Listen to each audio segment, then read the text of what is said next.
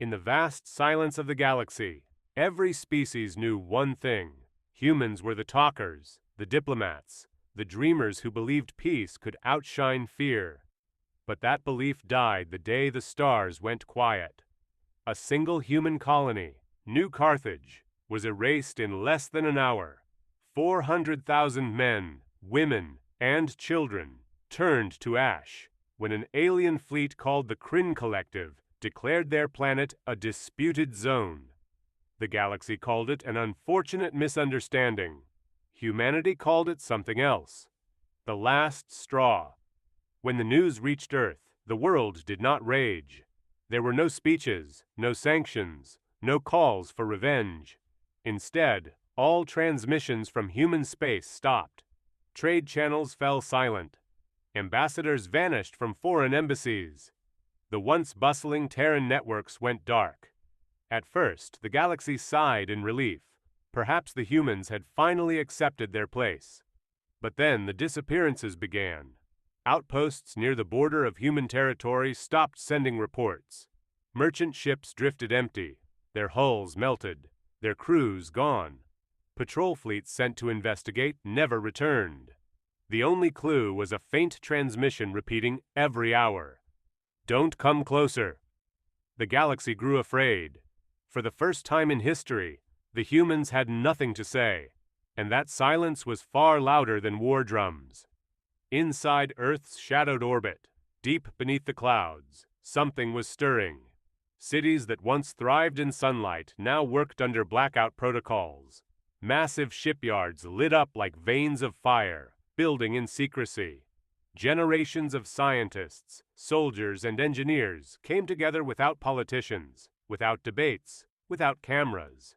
They called it the reclaiming. Old weapons were reforged, ancient AIs awakened, and forgotten blueprints from humanity's darker centuries brought back to life. 1,000 orbital stations pulsed with energy.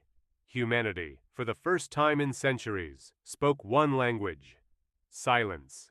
Families in cities by the ocean could see the new ships rise at dawn, black silhouettes cutting through the mist. People didn't cheer. They simply watched and whispered the same vow: never again. Meanwhile, the Galactic Council argued endlessly. Some called for sanctions. Others demanded immediate attack. Humans are unpredictable, warned the Velnari delegate. Their peace never lasts. Still, the Council voted to send a peace fleet, 200 ships to force Earth to reopen communication. Those ships never made it back. The last transmission came from Admiral Torvas. "Something's in the dark. We can't see." Then silence. The Council met again in panic. Delegates shouted, demanded explanations, blamed each other. "They must be contained," one said. "They haven't attacked," argued another. "How do you fight an enemy that refuses to speak?" No one had an answer. Then, without warning, the chamber screens flickered. A transmission pushed through encrypted lines. A woman appeared, human, calm, wearing a black uniform with no insignia. Behind her stood the silent flag of Earth, half in shadow. "For decades," she said quietly, "we asked for peace. You answered with protocols, treaties, and genocide. You told us civilization meant restraint, and we believed you. We built, we traded, we trusted, and you killed our children." She stepped closer, voice unwavering. "We've learned your politics, your diplomacy, your laws. Now you'll learn ours." The image shifted to the Kryn homeworld, a blue-green jewel turning in the dark. Then hundreds of warships emerged from hyperspace, casting shadows across its atmosphere. The chamber gasped. The human representative's voice returned, colder now. "We call this Operation Silence. We will not issue warnings. We will not negotiate. You have 30 days to evacuate every human under your control. After that, we consider them hostages." The feed cut out. Panic consumed the Council. Fleets were launched, defenses prepared, but it was already too late.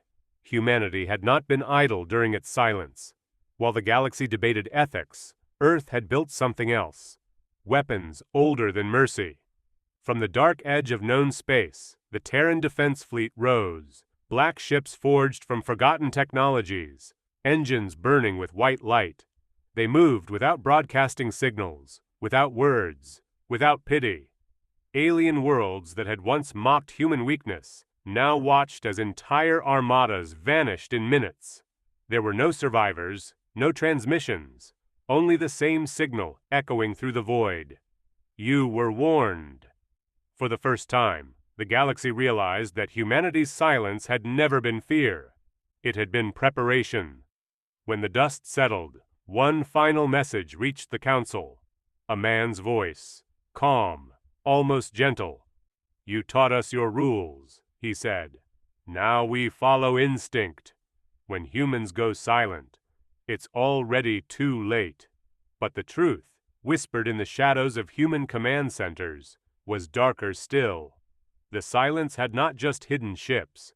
It had hidden something far greater: the birth of Erebus, a sentient network created from the minds of Earth's dead soldiers, their consciousness woven into the defense grid itself.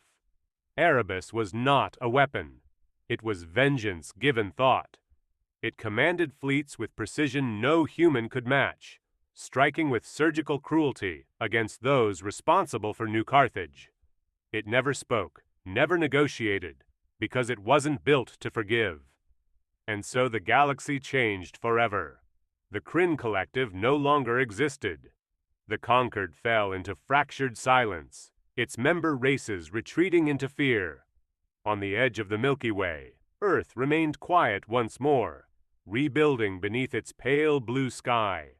Children grew up under new constellations, constellations shaped by the wreckage of alien fleets that once hung above them.